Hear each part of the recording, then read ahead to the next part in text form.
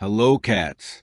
The other day, when we heard about Jaland Lowe's injury, it seemed like something disastrous. But now it seems not. We have positive news for BBN about Lowe. Let's go. The news circulating in the halls of the University of Kentucky is positive.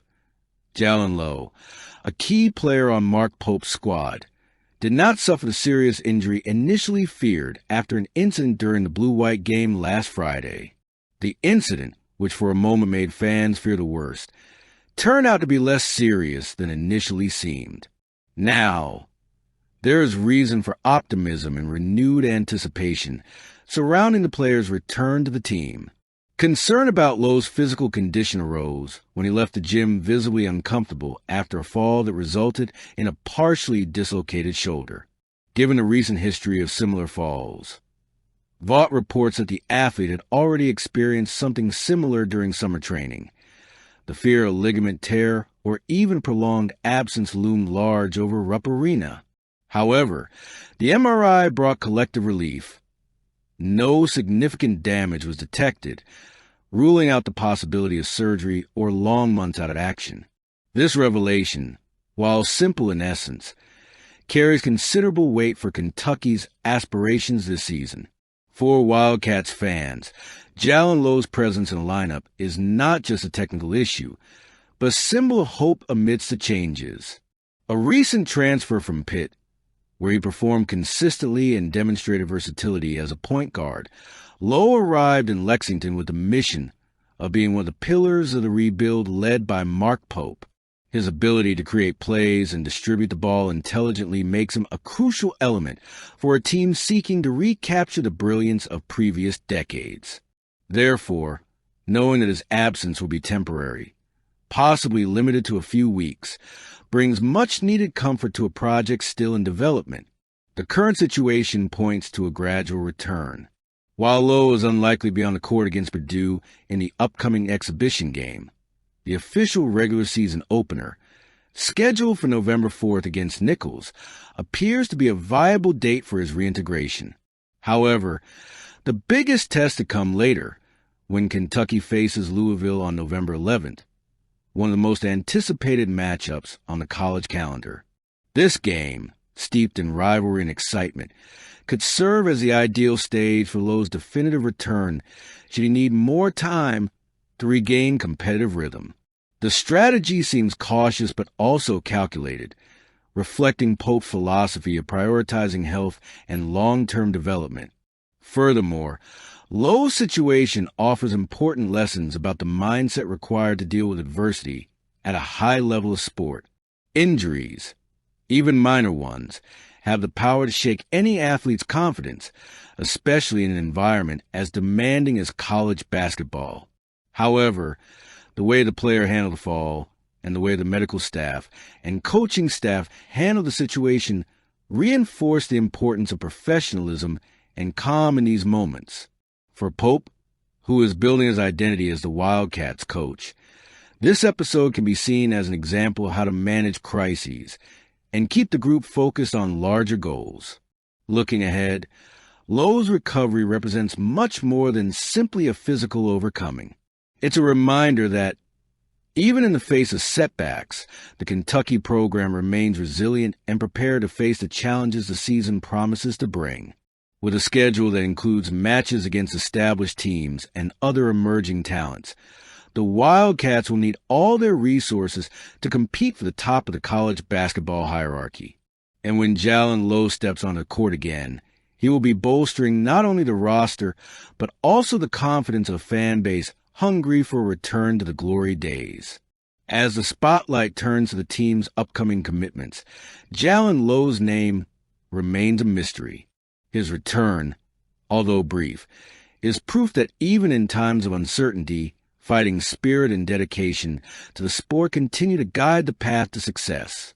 The Kentucky-Texas game delivered one of the most unlikely scenes of the season, one that defines the spirit of a team that refuses to give in, even when the script seems to be spinning out of control. Seth McGowan, the centerpiece of the Wildcats offense, starred in a sequence worthy of a movie. Injured, taken to hospital, and then incredibly back on the field as if nothing could stop him. For much of the night, McGowan was the engine that kept Kentucky's offense moving. Although the ground game didn't flow as usual, his versatility in the air made up for every hard-earned yard. Catching passes at critical moments and absorbing heavy hits, the running back displayed the same combative personality that has made him one of the team's silent leaders. But the tension reached a peak when, after a tough play, he left the field under medical attention, with concern evident on the faces of teammates and fans. ESPN and UK Sports Network broadcasts confirmed that McGowan had been taken to hospital for shoulder tests, news that struck a blow to the heart of Big Blue Nation. After all, losing the season's leading rusher in such a high-profile matchup could have changed the course of the game and potentially the rest of the campaign. But what seemed like a harbinger of a devastating loss turned, minutes later, into one of the most striking images of the year. In the fourth quarter, McGowan reappeared on the sidelines, his gaze firm, his helmet in hand, and his body ready for another battle. When he returned to the backfield and touched the ball again, the stadium's reaction was one of sheer disbelief. The test, according to ESPN, had revealed no serious problem, and McGowan, with the naturalness of someone who lives a game of heart before logic, resumed his role in the offense. The return was symbolic, more than technical. It was a statement about the culture Mark Stoops built at Kentucky. Resilience, toughness, and a willingness to play until the last second, regardless of the circumstances. It wasn't just McGowan returning to the field. It was a reflection of a program that has learned to sustain itself with a mindset that giving up is never an option. Amid a chaotic game, where leadership changes and momentary errors made it feel like anything could happen, McGowan's return brought renewed energy to the group. Every yard he gained carried the weight of effort, resilience, and example. Ultimately, it was less about statistics and more about character, the kind of attitude that isn't measured in numbers, but in respect. The episode will remain in the fans' memory as a reminder that college football is made up of these unpredictable moments, where passion and courage override any medical diagnosis. Seth McGowan showed that the body may shake, but the heart of a true competitor doesn't. And at Kentucky, that means everything. The Kentucky-Texas game was one that will stay with you forever, not just for the score, but for what it revealed about a team in transition, one that struggles, falls, and rises with the same impetus as those who believe there's still something bigger ahead. The 16-13 overtime loss was painful, the kind that leaves the stadium silent and helmets heavier than usual, but it was also a powerful reminder that Mark Stoops' program still has more power than it lets on. For a long time, it seemed like Kentucky was walking on thin ice. The last few weeks had left the fans uneasy in hosting Texas, a ranked opponent with Arch Manning leading the offense. Will be the most legitimate test of character yet. The response came in the form of resilience, sweat, and courage, especially from a defense that delivered one of the most complete performances of the year. The problem is, in American football, commitment isn't always enough. Sometimes, all it takes is one detail, one special team's error, for the entire structure crumble at the cruelest moment. For 3 quarters, the game was anything but exciting.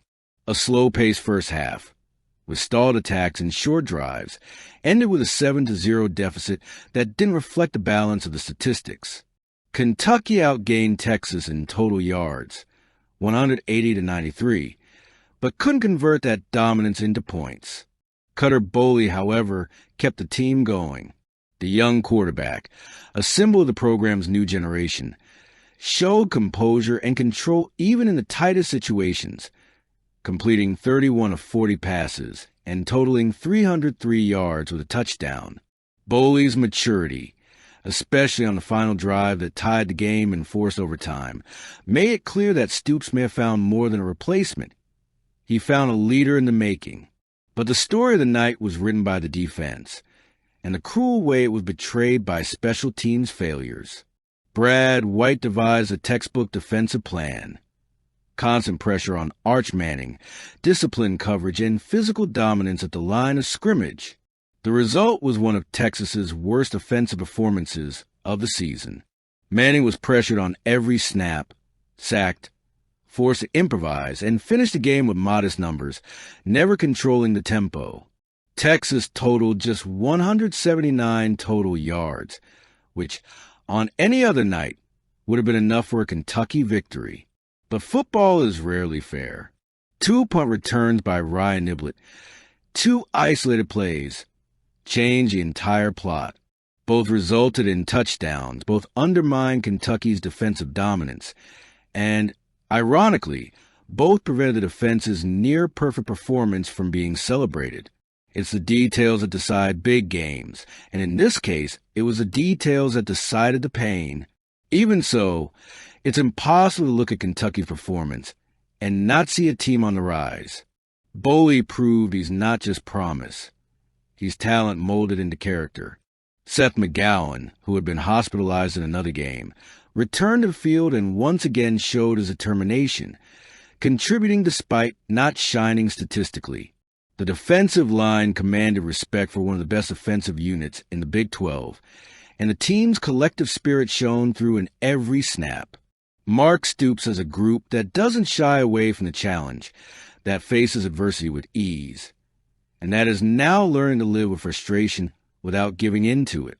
The result against Texas may have been bitter, but the way the team fought, until the last drive, until the last tackle, reveals there's more substance than cold numbers can convey. Kentucky isn't yet the most complete team in the SEC, but it is undoubtedly one of the most resilient. This game, in which a young and underdog team, despite losing, demonstrated the kind of spirit Stoops always wanted to build in Lexington, because some losses hurt and some losses teach. Let's see how this continues. Comment